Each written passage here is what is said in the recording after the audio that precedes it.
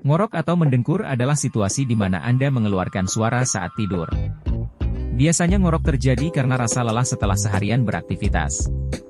Banyak orang sering menyepelekan kondisi ini, meskipun berdampak mengganggu keluarga hingga mereka menjadi sulit tidur saat berdekatan dengan Anda. Lalu, bagaimana cara menghilangkan ngorok dalam tidur Anda? 1. Tidur dengan posisi miring. 2. Tidur cukup. 3. Tidur dengan posisi kepala sedikit terangkat. 4. Berhenti merokok.